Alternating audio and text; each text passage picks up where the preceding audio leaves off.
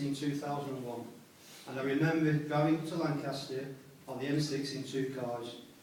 Me and Trish in one car, and Joanne and her friend in another. We were transporting all of her belongings, and the everyday things you need when you are setting up home for the first time in a new place. You know, clothes, ironing board, washing powder, and all that kind of stuff. Anyway, there she was, driving up the motorway, never leaving the inside lane, never going above 45 miles. Is she any different now, Ben? No. I'm not surprised that you let her drive your car. Joanne's car at that time was a little black Nissan that I had bought for her previously. No, I bought that one. Well, I bought the previous one. You crashed it. But anyway, you never stop spending on your kids, do you? I have this running joke with Joanne that I've been keeping a tab since she was 16, and after today, I think it stands at £5,216,000. So Ben, if you don't already know, she has expensive taste, but I suspect you already know. Anyway, along with Emma and Naomi, another of Joanne's bridesmaids, she had a great time. And like everyone that goes to university, she's sure will have hundreds of many interesting stories to tell that parents never get to find anything about. Maybe we will hear one or two later this evening. We will. After 4 years, myself, Trish, Daniel, Joanne's brother, and Shelley, another of Joanne's bridesmaids, went to her graduation, and just like today, we felt so happy for her. Ben, I don't know what Joanne's laundry skills are like now, but when she returned to Preston from Lancaster, I unloaded 2 cars back at home, containing all her belongings, and I kid you not, but Trish was astonished to find the same box of variable washing powder tablets that we had taken to Lancaster 4 years earlier.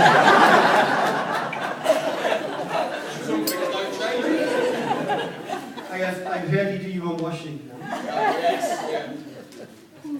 After university, Joanne left the stunning bright lights of Preston to go and work as a school teacher in London. Yay! I will be honest, and she will tell you that I didn't want her to go. Not because I didn't think she could handle life in London, there's not much that phases Joanne, but because after 4 years of being away, I just loved having her around the house again. I tried and tried to get her to change her mind.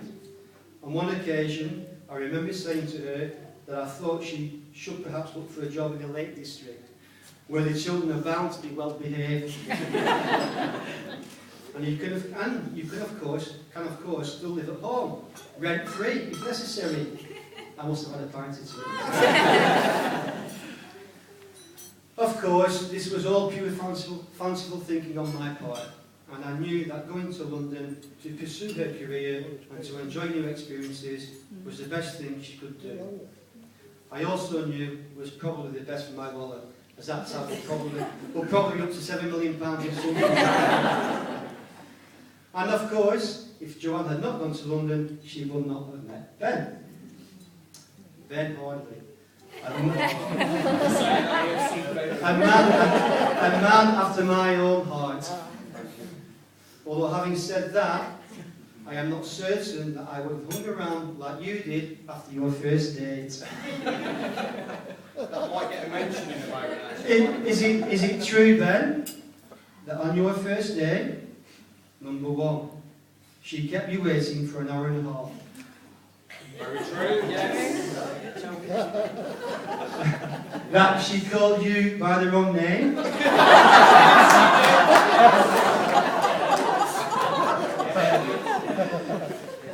What was the name? Mick.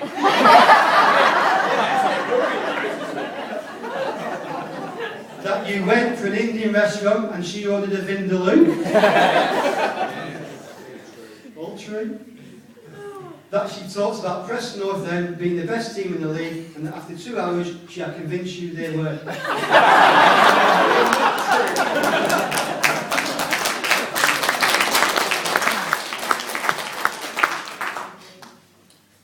After some months of them going out together, Joan called me and Trish to ask if we would like to come to London to meet Ben. She probably had asked me 3 or 4 times, but I needed more time working out at the gym. I wanted to look like a man that would not be messed with.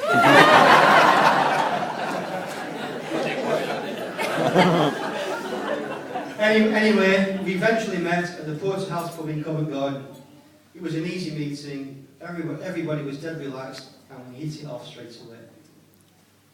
Of course, we have met many times since, one of the most recent being on one of his stag parties in Berlin.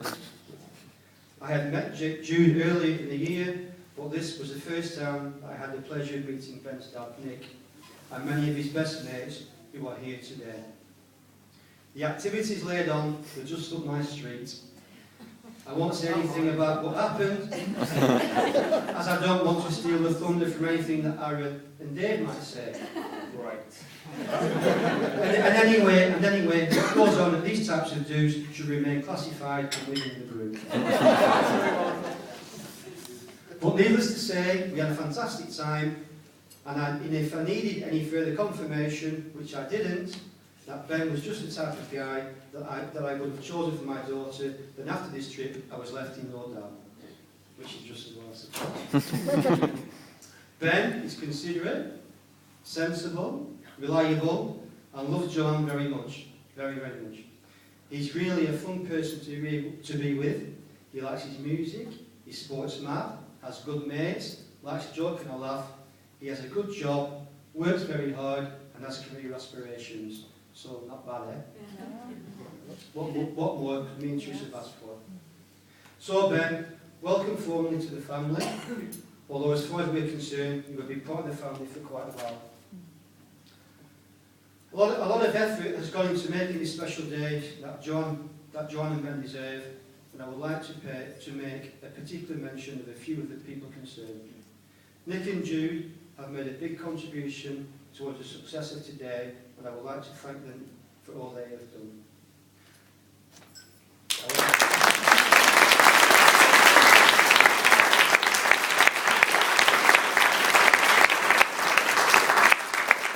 I would also like to thank my mum for arranging the lovely wedding cake, and of course to Joanne and Ben themselves, who have also worked hard and with great enthusiasm to make the necessary arrangements.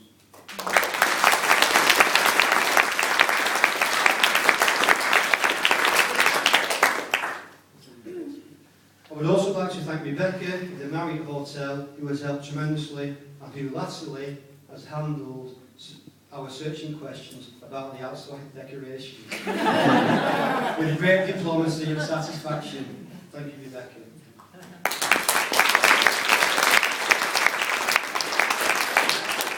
And of course, I would like to thank the priest and all the helpers of St Mary's Church for making this afternoon's ceremony a lovely and a very memorable occasion.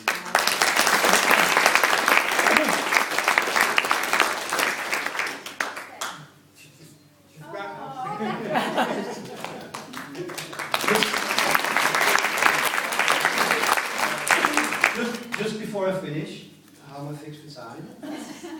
Dave, how am I fixed for time, Dave? We'd be great for about half an hour, Just before I finish, I wanted to share with you the fact that not all the preparations have gone quite so smoothly. And Joanne has spent many hours and hours playing email tennis with Father George. He was very pedantic over the contents of the order of service. But this was just as well, however, as we came to realise that Ben had originally chosen a hymn which was more suitable for a funeral. we couldn't quite understand that because Abide With Me was played in the FA Cup final for 100 years. I had better finish now, but before I do, I would like to offer one or two final thoughts.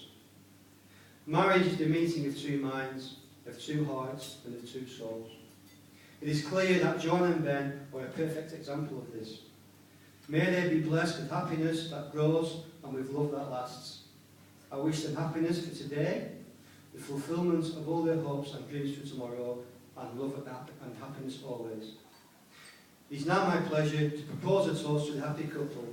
Please be upstanding and raise your glasses to the bride and groom, the new Mr. and Mrs. Hardwick, to Joanne and Ben.